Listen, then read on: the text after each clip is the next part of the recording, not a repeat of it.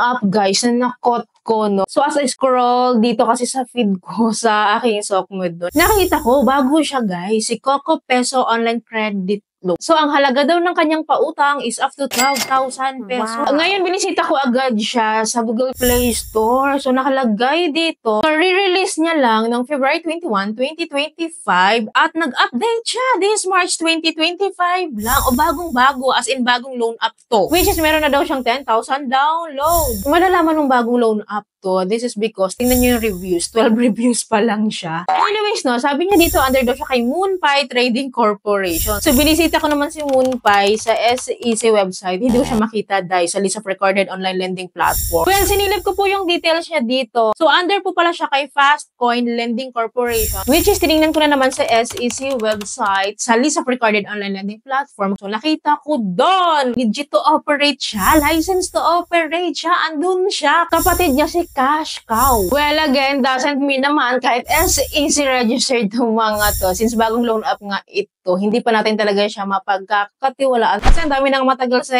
SEC, no, na license to operate, preligwak pa rin. Nagpo-practice pa rin sila ng unfair debt collection, di ba? So, ito pa na bago. So, syempre, sisilipin natin, alam nyo naman, kapag bago, hindi lang basa-basa natin tinatalakan o nire-review, kundi sinusubukan ko po mismo kasi mas matibay kapag experience mo talaga, di ba? Well, huwag nyo muna kayo download, ha? Ako muna yung mag-try dito. Keep watching lang muna kayo, no? Para makita nyo yung application process niya, kung ma-approve po ba tayo dito. Let's see. Actually, familiar sa akin yung logo niya. Na-encounter ko na ata siya before, pero hindi ko lang siya matandaan. So, usually naman sa mga loan app, nagpapalit-palit lang ng mga pangalan, tapos magkakapatid lang sila, no?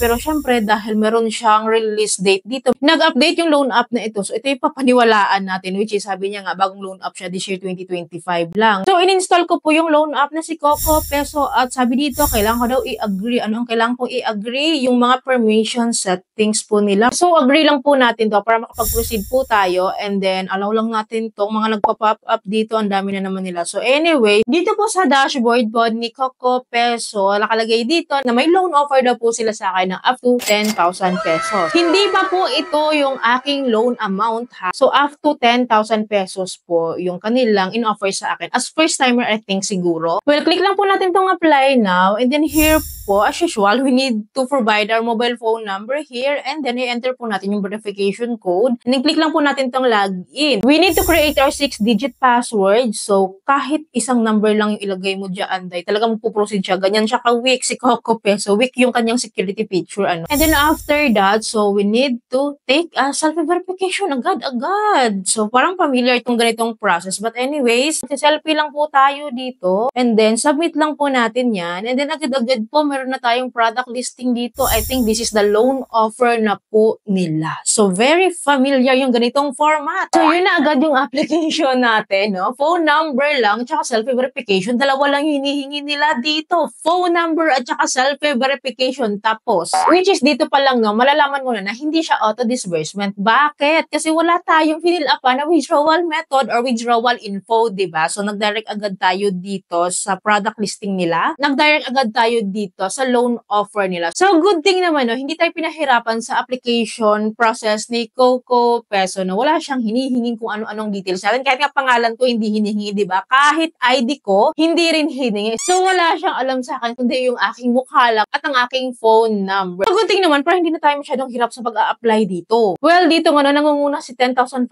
daw na loan amount na 100% yung loan. This is the recommended loan amount nila. 100% talagang marirecommend. So, how true is this? So, anyways, no, kung muna natin yan pansinin si 10,500 kasi masyado siyang malaki, guys. So, dito muna tayo sa baba ng mga loan amount, which is meron siyang mga code. Meron siyang mga code na peso 23, peso 1, peso 11, yung mga ganyan po. May mga code siya dyan. So, para-paras lang naman siyang 3.5. So, pindot tayo ng isa at review natin yung details nito. So, sabi dito, may management fee siya na napakaraming fee. So, ang daming mga terminologies. Interest fee, account manage fee, platform service fee, risk fee, credit fee. Grabe, ang dami niyang mga fees. Hindi na lang sabihin na management fee lahat Totoy, no? So, tinotal ko lahat yan. 1,400 pesos lahat siya, guys. So, imagine kung ibabawas ito sa 3,500 pesos, magkano na lang yung marireceive mo? At kinampit ko nga yung interest rate niya, 1,400, yung management fee niya divided by 3,500% is equals to 40%.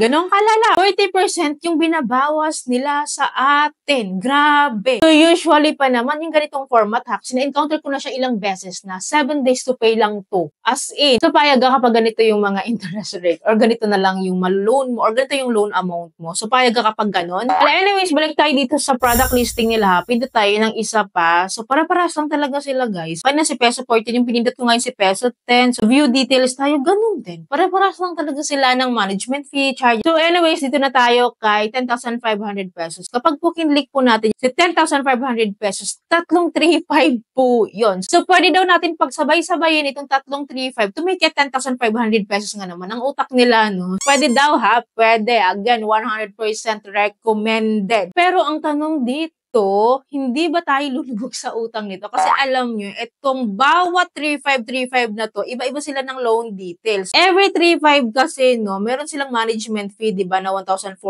So, magkano na lang yung marireceive natin kung 1,400 times 3? Gotcha ba yung computation? Ganun siya. Kasi every 3,500 pesos nga dito, may management fee siya, di ba? Pare-parehas lang yung mga yan. So, kung i-add natin lahat ng management fee niya into 3 product listings, so lumalabas po 4,200 pesos. Ito yung interest rate nila, effective interest rate nila sa atin na ibabaw sa loan offer natin na 10,500.